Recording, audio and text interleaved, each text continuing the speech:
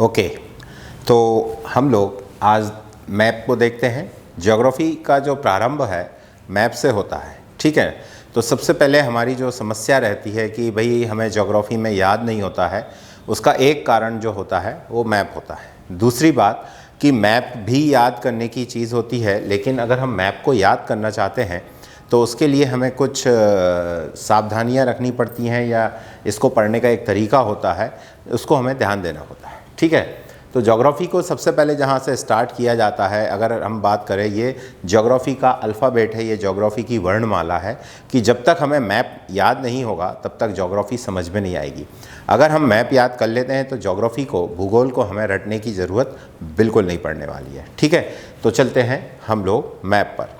आपके सामने ये जो दिखाई दे रहा है ये है विश्व का मानचित्र, ठीक है ना। ये विश्व का नक्शा है और इस मैप को अगर आप देखेंगे तो ये 2 डायमेंशनल है, क्योंकि ग्लोब जो होता है वो 3 डायमेंशनल होता है और मानचित्र में हम कुछ चीज़ों को दिखा नहीं पाते हैं। जैसे कि अगर हम बात करें पैसिफिक ओशियन, ये जो ओशियन है दरअसल ये है तो एक ही पार्ट, लेकिन यहाँ पर हमें 2 पार्ट के रूप में दिखाई दे रहा है क्योंकि ये 2D मैप है, ठीक, कोई इशू नहीं है।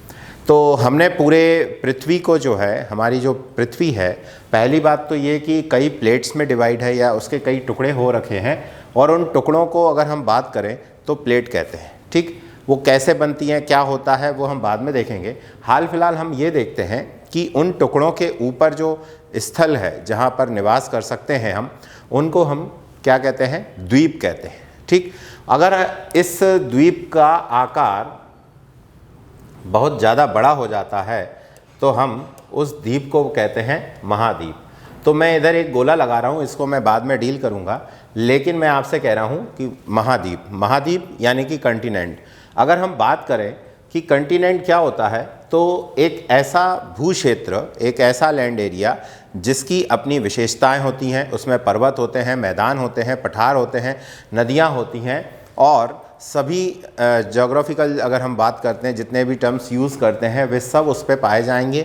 उन सभी का कलेक्शन जो होगा, उन सभी का एकत्रीकरण महाद्वीप में होता है। अगर हम बात करते हैं द्वीप की, तो द्वीप एक ही तरह की विशेषताओं को, एक ही तरह की जैव विविधता को रखते हुए रखा रहता है, ठीक है ना। तो यहाँ पर अगर हम बात करें तो हमारी अर्थ को 7 लैंड पार्ट में बांटा गया है, जिनको हम कंटिनेंट या महाद्वीप कहते हैं, ठीक। तो अगर आप देख पा रहे होंगे तो एक ये रहा, एक ये रहा, एक ये रहा, एक ये रहा, ठीक। अब आप देखेंगे तो ये एक बड़ा पार्ट दिखाई दे रहा है आपको, और एक यहाँ पर आप देखेंगे तो ये नीला पार्ट दिखाई, सफ़ेद हिस्सा दिखाई दे रहा है। अगर आप बात करते हैं तो ये जो हिस्सा है ये चारों ओर से समुद्र से घिरा हुआ है और इसका नाम एंटार्कटिका है, ठीक। लेकिन अगर हम इधर पे बात करते हैं तो यहाँ 2 पार्ट हैं, 2 पार्ट इन द सेंस, यहाँ आप अगर बात करने वाले हैं तो ये रहा आपका पूरा एशिया, ठीक। ये जो हिस्सा है ये एशिया है, और इसके यहाँ वाला जो हिस्सा है वह यूरोप है। यानी कि अगर हम बात करें तो सबसे बड़ा जो लैंड पार्ट है वह हमारा एशिया है, ठीक। तो एशिया में आप देखेंगे कि यूरोप बिल्कुल जुड़ा हुआ है, यहाँ पर एक यूराल माउंटेन है जो कि इसको अलग करता है। तो उस को हम अलग करते हैं, अभी उसको देखते नहीं हैं। लेकिन अगर हम बात करें कि यूरोप और एशिया को अगर हम ज्वाइन करके बोलना चाहते हैं तो यूरो धन एशिया, तो इसको हम अगर बात करेंगे तो यूरेशिया बनेगा।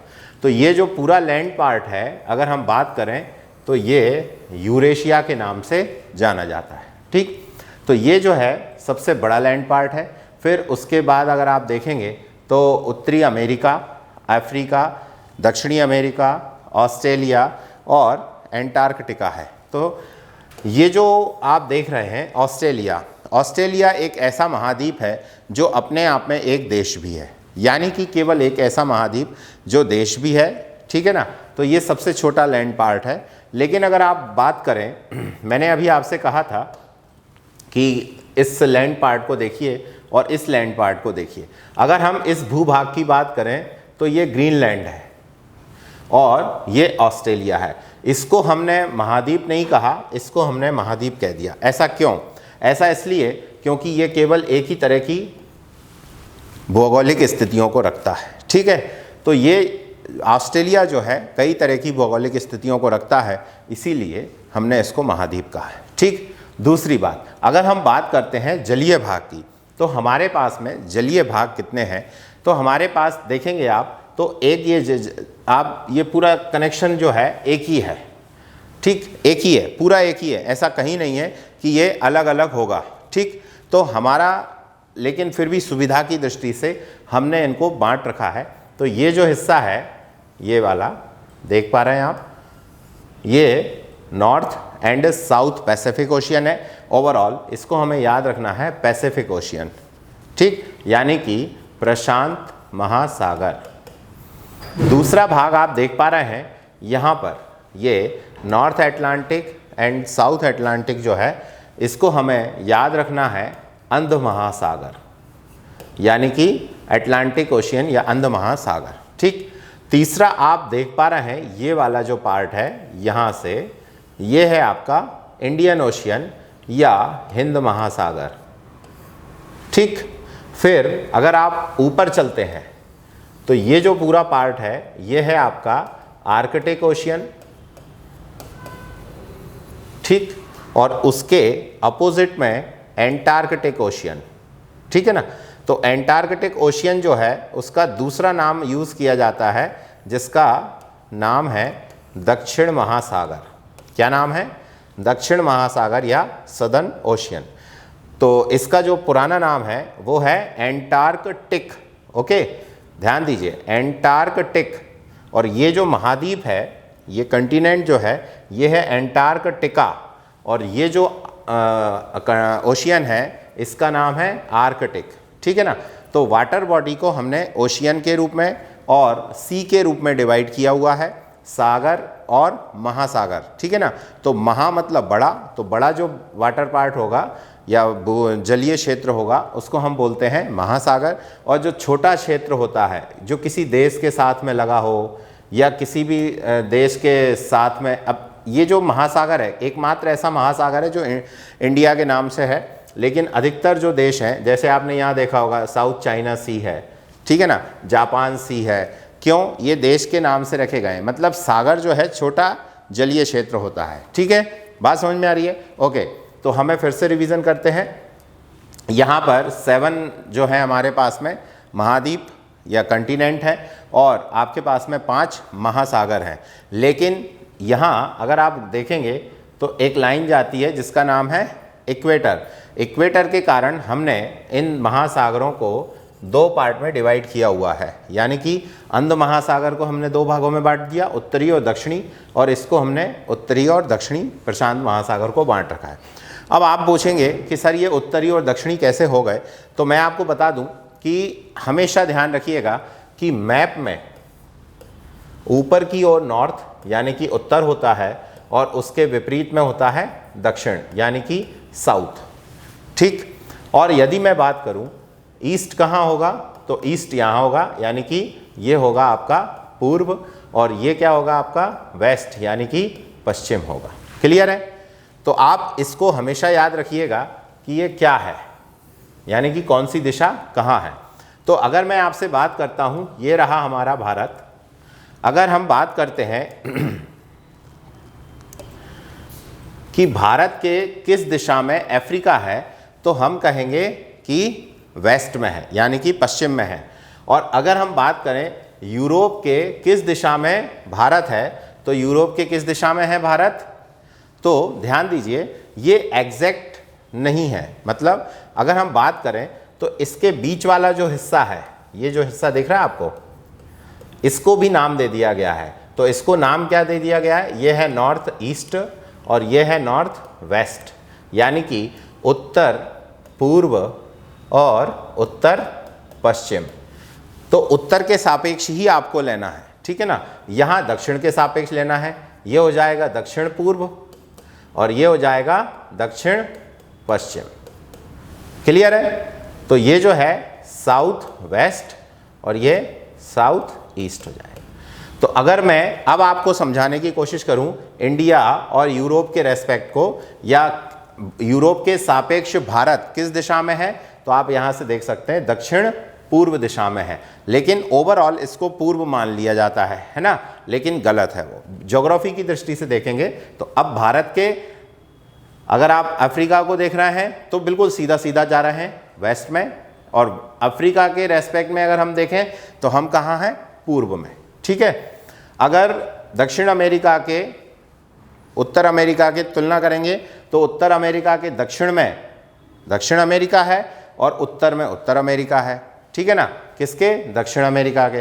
तो ये जो डिवीज़न है ये 0 डिग्री के आधार पर किया गया है। तो आप देखिए 0 डिग्री के आधार पर हमने पैसिफिक और अटलांटिक को बांटा, वैसे ही हमने इस लैंड पार्ट को बांट रखा है, यानी कि उत्तर और दक्षिण अमेरिका के, ठीक है, क्लियर है। तो आप देख सकते हैं, फिर से मैं आपको ईस्ट वेस्ट नॉर्थ साउथ के बारे में बताता हूँ कि अगर हम श्रीलंका की बात करते हैं तो श्रीलंका हमारे रेस्पेक्ट में कहाँ पर है, तो वह भी दक्षिण पूर्व में है, ठीक है, क्लियर है। लेकिन अगर हम बात करें श्रीलंका के रेस्पेक्ट में हम कहाँ पर हैं, तो श्रीलंका के रेस्पेक्ट में हम कहाँ पर होंगे, नॉर्थ वेस्ट में। आप देख सकते हैं ये वाली डायरेक्शन आएगी, क्लियर है। अगर मैं आपसे पूछूं कि जापान कहाँ पर है, तो आप बोलेंगे सर ये रहा जापान। अब जापान भारत के रेस्पेक्ट में कहाँ पर है, तो जापान भारत के रेस्पेक्ट में नॉर्थ ईस्ट में आएगा, ठीक है, नॉर्थ ईस्ट में आएगा। अब आप बोलेंगे कि सर आपने इधर नीचे से लिया इसलिए ऐसा हो रहा है, यहां से लोगे तो आप ईस्ट में पहुंचोगे, नो डाउट, आप बिल्कुल उसको ईस्ट में मान सकते हैं, ठीक है ना। लेकिन अगर हम बात करते हैं तो नॉर्थ ईस्ट या ईस्ट बिल्कुल एग्जैक्ट लोकेशन है, ठीक है, क्लियर है। अब देखिए यहाँ पर ये मेडागास्कर है, अगर हम मेडागास्कर की बात करेंगे तो भारत के रेस्पेक्ट में ये कहाँ पर पहुंचेगा, साउथ वेस्ट में, यानी कि दक्षिण पूर्व में, ठीक है ना। और मेडागास्कर के रेस्पेक्ट में अगर हम बात करेंगे ऑस्ट्रेलिया की, तो ऑस्ट्रेलिया कहाँ पहुंच जाएगा, ईस्ट में, यानी कि पूर्व में, ठीक है, बात समझ में आ रही है। ग्रीनलैंड के रेस्पेक्ट में अगर हम बात करें किसकी, साउथ अमेरिका की, तो ये किसका होगा, साउथ अमेरिका के नॉर्थ में है, कौन, ग्रीनलैंड, और ग्रीनलैंड के दक्षिण पूर्व में है यूरोप, ठीक है ना।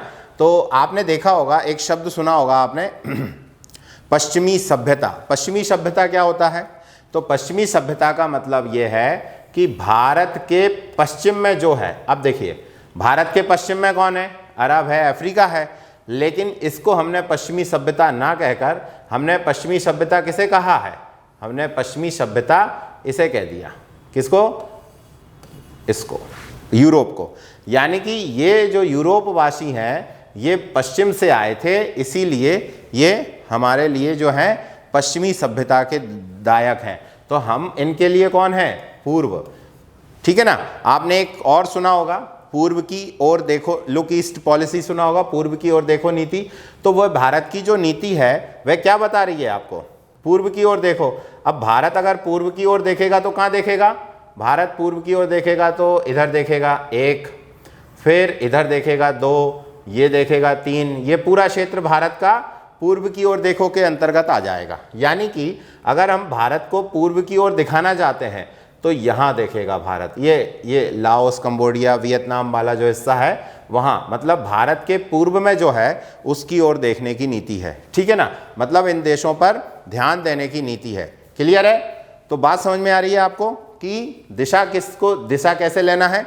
तो सबसे ऊपर जो होता है नॉर्थ होता है, फिर साउथ होता है, फिर ईस्ट होता है, फिर वेस्ट होता है, इसके बीच में हम नॉर्थ के और साउथ के रेस्पेक्ट में उसको लेते जाते हैं। 7 कंटिनेंट, 7 महाद्वीप, एशिया, यूरोप, अफ्रीका, ऑस्ट्रेलिया, दक्षिण अमेरिका, उत्तर अमेरिका और एंटार्कटिका, 5 महाद्वीप, 5 महासागर, प्रशांत महासागर, अंध महासागर या अटलांटिक, फिर उसके बाद में इंडियन ओशियन, हिंद महासागर, ये आपका सदर्न ओशियन, दक्षिण महासागर या एंटार्कटिक ओशियन, आर्कटिक ओशियन, ठीक है ना, क्लियर है।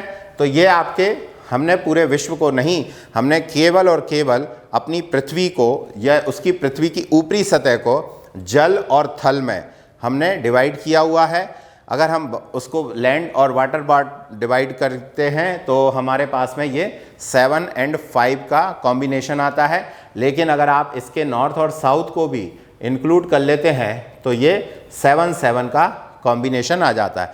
लेकिन एग्ज़ाम की दृष्टि से आपको बस इतना ही याद रखना है कि ये जो है दोनों मिलाकर एक ही हैं, इसलिए कितने, 5 महासागर यानी कि ओशियन है आपके पास में, और 7 जो है आपके पास में कंटिनेंट है, यानी कि महाद्वीप है।